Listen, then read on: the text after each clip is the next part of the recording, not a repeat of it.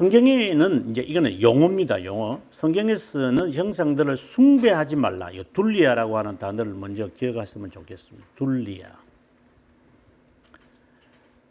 우리는 경배하지는 않는다. 그러니까 워십하지 않는다. 그럼 뭐 하느냐? 존경한다. 그래서 성경에서 숭배하지 말라고 그랬지 존경하지 말라는 아니다. 리비얼이라는 말이잖아요. 성경에는 존경하지 말라는 말은 안 했다. 그래 우리는 존경한다. 이 말을 지금 이제 이 말장난을 지금 합니다. 그들은 형상 앞에 무릎을 꿇는 행위는 우상이 아니라 우상 숭배가 아니라 우상 섬김이라고 말한다. 그래 형상 섬김이다. 그들에 의하면 둘리아라는 예배는 하나님을 모독하지 않으면서 형상 화상에 대한 관심을 쏟을 수 있다고 주장한다. 우상 봉사나 섬기는 자일 뿐 경배하는 자나 숭배자가 아니라고 하며 스스로 무험하다고 한다. 섬기는 것보다도 경배드리는 것이 가볍지 않은 것처럼 라투리아 여기 두 단어가 이제 중요한데요. 둘리아와 라투리아. 그리스의 라투리에인이라는 단어는 경배와 같은 뜻을 가지고 있는데 그들은 형상을 경배하지 않으면서 섬긴다고 고백하며 핑계를 댄다. 단순한 자들의 눈을 어둡게 하여 무지를 가리게 한다. 고대의 숭배자들과는 다르고 아무리 변명을 늘어놓더라도 동일한 것을 두 가지라고 증명하지 못한다.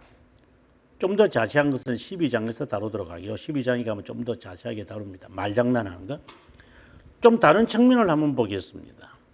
예술적인 조각품과 그림을 통해 하나님을 표현하는 것. 예술이라는 미명 아래 하나님이 주신 재능이니까 그렇게 문제가 되지 않는다고 핑계됩니다. 하지만 작품을 합당하게 사용해야지 악용하여 우리를 파괴시키는 것은 하나님을 가시적인 형태로 표현하는 것으로 그려지거나 새겨져서는 안 된다.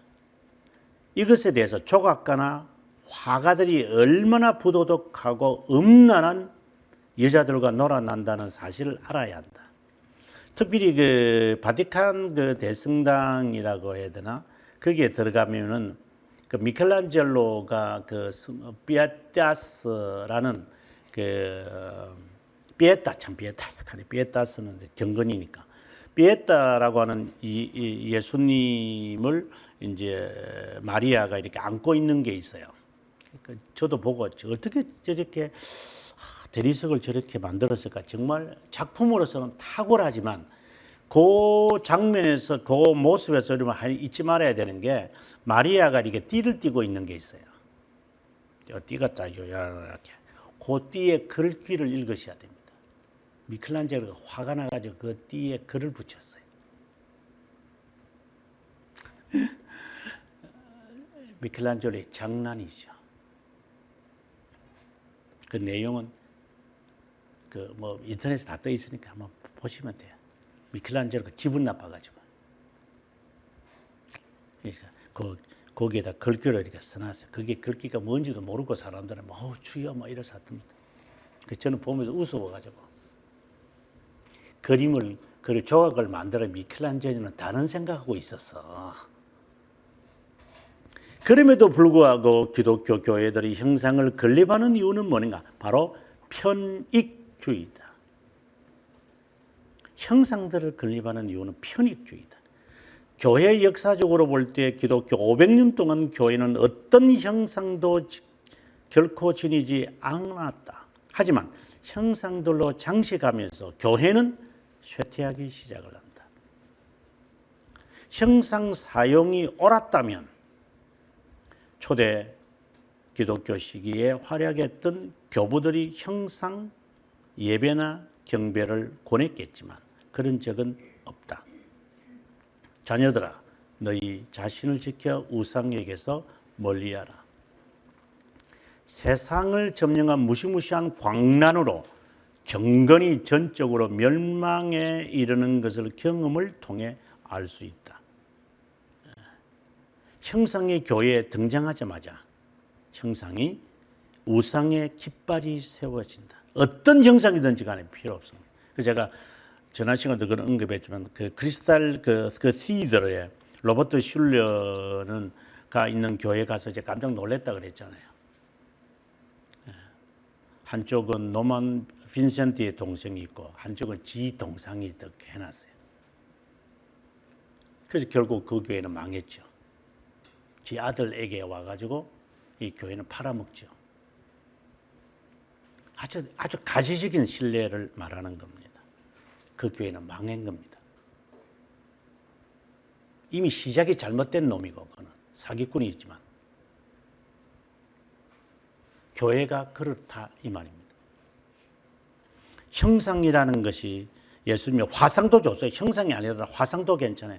화상도 교회에 등장을 하면 또 아니면 십자가 형틀이라도 모르고 십자가 형틀이 있다면 그거 빨리 없애야 되는 거고 그런 것들이 들어오면서 다른 아까 말씀드린 뭐 프로젝트와 같은 이러한 편익에 빠지려고 하는 교회의 모습이 있다면 조금 멈추달 필요가 있어요. 교회는 인생은 조금 고생을 하면서 인생을 사는 것이 정상의 인간의 삶이지 다 편하게 하겠다라고 하면 그 자체가 뭔가가 지금 문제가 있는 거잖아요. 정말 미신적 예배가 전락한다. 그래서 기억하면 좋겠어요. 787년에 이제 형상 숭배를 결정하죠. 이거 7차 종교회의라고. 이거는 7차 종교 우리는 인정을 안 해요. 우리는 1차부터 4차까지만 인정한다고 제가 그랬죠. 그러면 6차, 5차, 6차, 7차. 5차는 뭐 우리가 아다시피 다니엘 의지론 논쟁. 이거는 다니엘 에너지론 논쟁. 그 다음에 여기는 형상 논쟁. 요거의 내용이니까. 요거는 동방교에서 하는 것들이니까. 또 동방교에서 자기들이 이제 문제를 일으키는 것들이었습니다. 이때 이 사람들이 뭐라고 결정을 했는지 요걸 2차 니케아 종교회의를 하기로 하고 또는 이제 787년 종교회의라고 해요. 니케아에서 개최했으니까. 그래서 이렇게 공포합니다. 자기 형상대로를 인용을 하면서 형상을 가질 수 있다고 억지 주장을 했다. 제단 위에 둬야 한다고까지 주장했다. 게다가 여호와여 주의 얼굴을 들어 우리에게 비추소서라는 말씀을 이들이 인용하면서 형상을 바라보며 공경해야 한다고 했다. 심지어 말도 안 되는 이야기지만 들은 바요 눈으로 본 바요 라고 인용하면서 형상 숭배를 정말 이게 말이 되는 이야기인지 하나님은 말씀을 들음으로써 알려질 뿐만 아니라 형상을 봄으로써 알려진다고 하여 참 이거 뭐 억측이네. 그 다음에 또 야곱의 돌기둥을 가지고 또 그 다음에 만약 이렇게 안 하면 파문을 내린다고 이야기하잖아요. 파문. 그래서 형상을 사용하지 않았기에 모든 이단자보다 사마리아인들이 더 악하다고 하지만 형상 반대하는 자들은 사마리아인들보다 더 악하다고까지 주장했다. 경배, 라추리아, 섬김, 둘리아 요 단어를 이제 우리가 다음 학기 때 공부하면서 말장난을 하면 안 된다는 이야기를 한번 해보도록 하겠습니다. 삼일체에 대한 그 하나님의 성경적 하나님에 대한 설명이 들어가기 전에 그리고 11장에서 이제 우상 숭배에 대한 이야기를 했고 12장에 우리가 다음 학기에 공부하면서 요 말장난 요 두 단어 특별히 이걸 하면서 제가 강조하는 것은 서비스라고 하는 이것이 우리의 성경의 번역도 신앙의 선배들이 섬김이다. 예를 들어서 여호수아가 이제 24장에서 나와 내 가족은 오직 여호와만 섬기리라라는 이렇게 우리말에 미리 번역되어 있는데 실제로는 섬김이라고 하는 이 말과 같은 의미로 쓰여지는 게 예배라고 하는 말로 바꿔야 한다. 섬김도 좋고 예배도. 그래서 섬김이란 단어가 나오면 예배라고 하는 말로 떠올리면 좋다. 너희의 몸을 하나님이 기뻐하시는 제사로 드려라.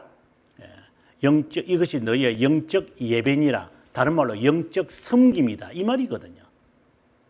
네. 그래서 이제 섬김이라고 하는 이 말이 나온 기원 그것이 바로 예배라고 하는 이 말이다라는 것에 대해서 우리 다음 시간에 다음 학기에 공부하도록 하겠습니다. 한 학기 동안 하나님이 함께해 주셔서 고맙고 또 참여하신 분들이 또 감사합니다.